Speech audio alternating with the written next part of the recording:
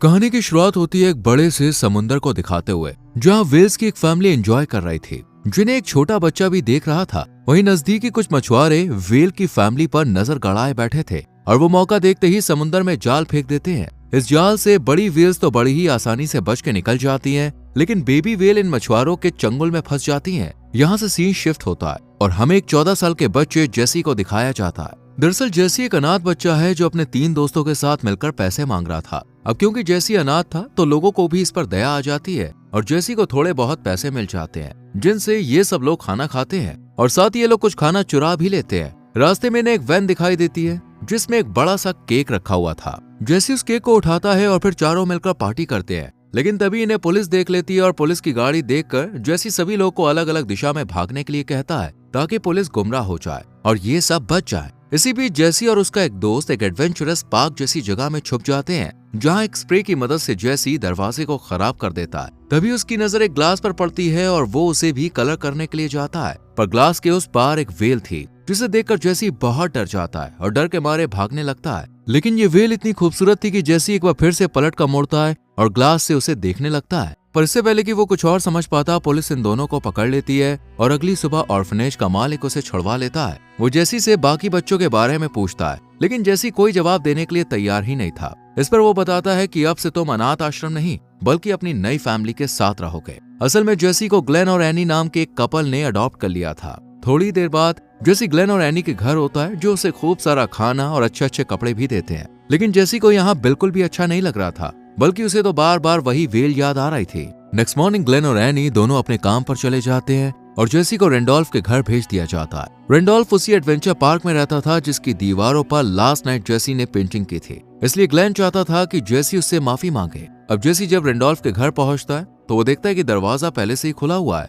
वो अंदर चीजों को एक्सप्लोर करने लगता है, तभी उसकी नजर एक वेल टॉय पर पड़ती है जो उसे बहुत पसंद आता है। इतने में रेंडोल्फ यहाँ पे आ जाता है और जेसी को दीवार और दरवाजा साफ करने को कहता है जो उसने गंदा किया था। जेसी भी काम में लग जाता है, लेकिन जैसे ही ग्लास साफ करने की बारी आती है वो एक बार फिर उसी वेल को देखकर खुश होता है, लेकिन वो उसे करीब से जानना चाहता था, इसलिए वो दौड़कर पूल के पास जाता है जहाँ वेल एक जोरदार छलांग मारती है और जेसी डर जाता है। रेंडोल्फ भी यही था, इसलिए वो जेसी को समझाता है कि इससे दूर रहो क्योंकि वो 700 पाउंड्स की है और बहुत खतरनाक भी। रेंडोल्फ जेसी को वेल का नाम विली बताता है। अब जेसी वापस से अपने काम पर लग जाता है, लेकिन तभी उसे बाहर से कुछ शोर सुनाई देता है और वो एक बार फिर से पूल के पास आता है। यहाँ एक ट्रेनर सील्स को ट्रेनिंग दे रही थी, जिन्हें देखकर जेसी बहुत खुश होता है, लेकिन तभी विली फिर से छलांग मारती है और एक बार फिर से जेसी डर जाता है। इसके बाद हम जेसी को अपने घर में देखते हैं, जहाँ ग्लेन उसे अपने साथ खेलने के लिए पूछ रहा था, लेकिन जेसी इनकार कर देता है क्योंकि ग्लेन के नियम कानून उसे कुछ खास पसंद नहीं थे। इसलिए वो एक बार फिर से अपने काम में लग जाता है और फ्लूट बजाने लगता है, जिसे सुनकर विली भी यहाँ पे आ जाती है। जेसी की फ्लूट विली को बहुत पसंद आ रही थी, इसलिए ये दोनों खूब मस्ती करते हैं और तभी वहाँ ट्रेनर भी आ जाता है जो जेसी से कहती है शायद तुम इसे पसंद हो। इसके बाद रात हो जाती है, लेकिन जेसी सोने की जगह चुपके से विली के पास आता है और फ्लूट बजाने लगता है। लेकिन तभी रेंडोल्फ के कमरे की लाइट चलती है और उससे बचने के लिए जेसी भागने लगता है, लेकिन वो गलती से टैंक में गिर जाता है। रेंडोल्फ देखता है कि बाहर कोई नहीं है, इसलिए वो वापस अपने कमरे में चला जाता है। वहीं पूल में विली जेसी को वापस किनारे पर लाती है और पानी निकालकर उसकी जान बचाती है। जेसी उसे थैंक्स कहता है और रेंडोल्फ के कमरे में चला जाता है। जेसी ने रेंडोल्फ को सब बता दिया था, इसलिए वो वेल्स के बारे में उसे सब कुछ बताता है। जैसे अगर वेल्स आपको पसंद करे तो वो आपके दिल में झांक कर देख सकती है और विली ने तुम्हें कोई नुकसान नहीं पहुंचाया, मतलब वो तुम्हें पसंद करती है। आधी रात को रेंडोल्फ जेसी को वापस उसके घर छोड़ने जाता है, लेकिन उसके पेरेंट्स से कहता है कि वो जेसी को पार्क में काम पर रखना चाहता है। ग्लेन और एनी भी मान जाते हैं और अगले दिन जेसी खुशी खुशी एडवेंचर पार्क पहुंचता है,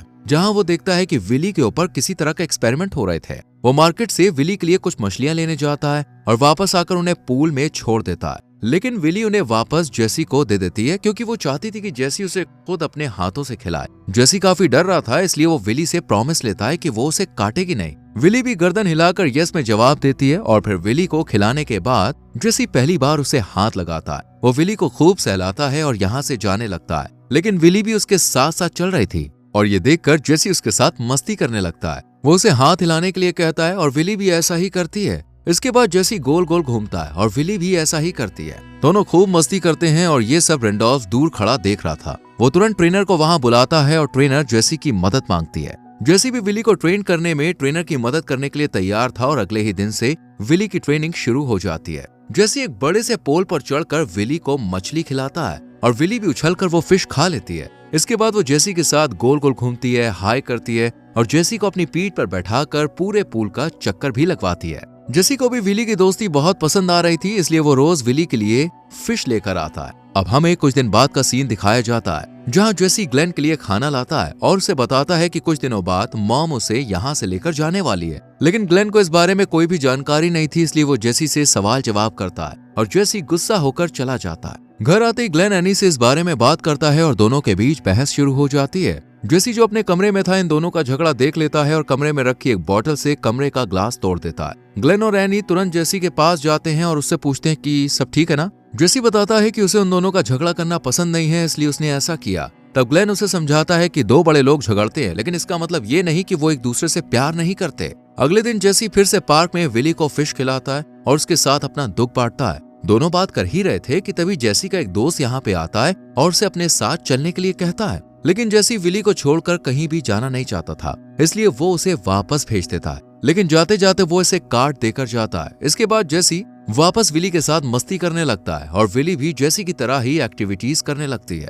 दूर बैठा पार्क का ओनर ये सब देख लेता है और रेंडोल्फ को एक शो ऑर्गेनाइज करवाने के लिए कहता है, क्योंकि वो विली के कर्तव्यों से पैसा कमाना चाहता था। जल्द ही शो रखा जाता है और विली को देखने के लिए पूरा पार्क लोगों से खचाखच भर जाता है। अब जेसी भी विली के पास जाता है और उसे वही सब करने को कहता है जो उसने विली को सिखाया था। लेकिन विली तो कुछ और ही कर रही थी और इसका कारण था टैंक के नीचे हो रहा शोर। दरअसल टैंक के ग्लास के पास बहुत सारे बच्चे ग्लास को जोर जोर से पीट रहे थे, जिस वजह से विली जेसी की बात सुन ही नहीं पा रही थी। जेसी ये सब नहीं जानता था, इसलिए वो विली के रवैये से नाराज होता है और यहाँ से चला जाता है। दूसरी तरफ पार्क के ओनर को बहुत गुस्सा आता है क्योंकि उसका शो पूरी तरह से फ्लॉप हो चुका था। जेसी भी अपने दोस्त के दिए कार्ड को देखता है और ऑर्फनेज के मालिक से मिलकर यहाँ से जाने का फैसला करता है। वो रात को एक बार फिर से विली के पास आता है, जहाँ विली समझ चुकी थी कि जेसी नाराज है, इसलिए वो उसके ऊपर पानी उड़ाती है। लेकिन जेसी उसे बता देता है कि वो अब यहाँ कभी नहीं आएगा क्योंकि वो जा रहा है। विली जेसी को जाने से रोकती है और उसे बार बार ऊपर की तरफ इशारा करती है। आखिरकार जेसी भी ऊपर चढ़कर देखता है,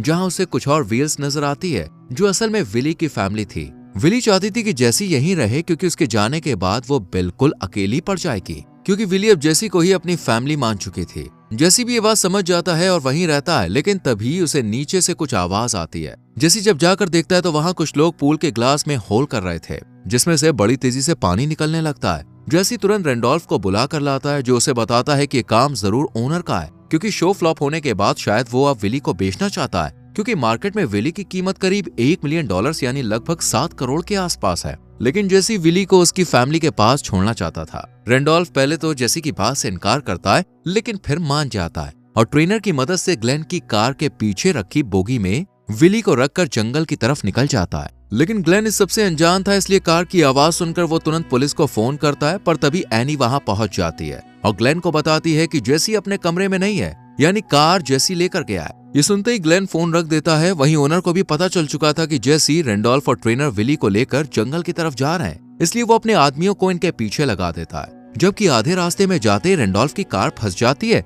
और कच्चा रास्ता होने की वजह से उसका टायर बुरी तरह से जाम हो चुका था, जिसे निकालना बहुत ही मुश्किल था। इसलिए रेंडोल्फ को ना चाहते हुए भी ग्लेन को फोन करना पड़ता है, जो एनी के साथ दूसरी गाड़ी लेकर यहाँ पहुंच जाता है। अब ग्लेन और एनी भी इनकी मदद करने लगते हैं और एक बार फिर से विली को समुद्र की तरफ ले जाया जाता है और रास्ते में ये लोग उसे गीला भी करते हैं ताकि विली जिंदा रह सके। अगली सुबह होते ही ये लोग विली को लेकर समुद्र के पास पहुंच जाते हैं, लेकिन यहाँ ओनर के आदमी पहले से ही मौजूद थे। वो इन लोगों को रोकने का इशारा करते हैं, लेकिन ये लोग नहीं रुकते हैं और अब जेसी विली को समुद्र में छोड़ने लगता है। लेकिन इससे पहले कि विली आगे जाती, जेसी की नजर मछुआरों पर पड़ती है, जो विली को पकड़ने के लिए तैयार खड़े थे। इसलिए जेसी विली को अपने पीछे पीछे भागने के लिए कहता है। दोनों भागते हुए एक जगह पर पहुंचते हैं, जहां से दूसरी तरफ मेन समुंदर था और विली की फैमिली भी। लेकिन उन तक पहुंचने के लिए विली को भी एक बहुत लंबी छलांग लगानी थी, जिसके लिए जेसी उसे समझाता है और मोटिवेट करता है कि तुम ये कर सकती हो। विली भी छलांग लगाने के लिए मान जाती है और जेसी के कहते ही वो एक लंबी सी छलांग लगाती है